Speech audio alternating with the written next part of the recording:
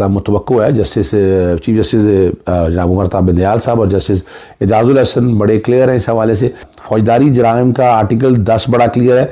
ना आप माजी से किसी को सज़ा दे सकते हैं, और अगर कोई सज़ा दी सकी दी है तो आज आप ख़त्म कर सकते हैं। मुतअद्दिद दफ़ात जो हैं वो नैब ऑर्डिनेंस में जो हुई हैं वो कलअदम हो जाएंगी, और कई जो नज़र आ रहा है यानी मैं फिर देखना पड़ेगा कि डॉक्ट्राइन ऑफ सिवियरेबिलिटी का प्रिंसिपल आ जाए। सुप्रीम कोर्ट ने नैब कवानीन में जो तरामीम की हैं उसके हवाले से फ़ैसला महफूज कर लिया है। बहुत सी दफ़ात मैं देख रहा हूँ, मेजॉरिटी मैं देख रहा हूँ कि वो सेट असाइड हो जाएंगी, और 2-1 का फ़ैसला मुतवक्को है। जस्टिस चीफ जस्टिस जनाब उमर ताबिद दयाल साहब और जस्टिस एजाजुल हसन बड़े क्लियर हैं इस हवाले से।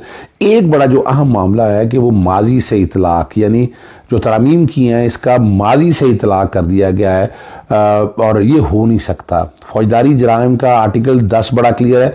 ना आप माजी से किसी को सज़ा दे सकते हैं, और अगर कोई सज़ा दी सकी दी है तो आज आप ख़त्म कर सकते हैं। वो उसका इतलाक़ हमेशा प्रोस्पेक्टिव होता है। रेट्रोस्पेक्टिविटी इन मामलों में मैं समझता हूँ आर्टिकल 10 के हवाले से आती नहीं है।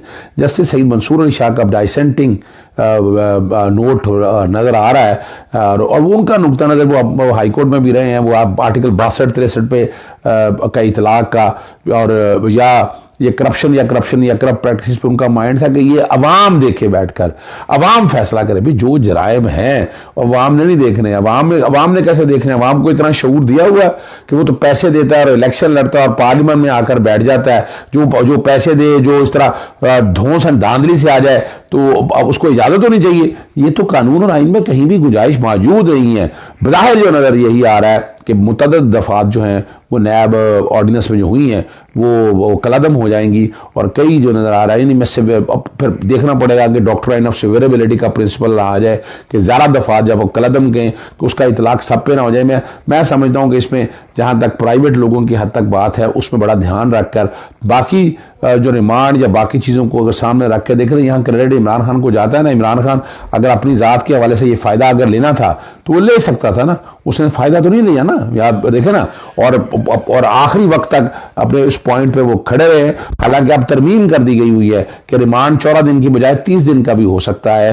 नैब के कवानीन के हवाले से मैं समझता हूँ कि मुतअद्दिद दफ़ाइज की वो सेटिस्फाइड हो जाए। सुप्रीम कोर्ट ने नैब कवानीन में जो तरामीम की हैं उसके हवाले से फ़ैसला महफूज कर लिया है। बहुत सी दफ़ात मैं देख रहा हूँ, मेजॉरिटी मैं देख रहा हूँ कि वो सेट असाइड हो जाएंगी, और 2-1 का फ़ैसला मुतवक्को है। जस्टिस चीफ जस्टिस जनाब उमर ताबिद दयाल साहब और जस्टिस एजाजुल हसन बड़े क्लियर हैं इस हवाले से।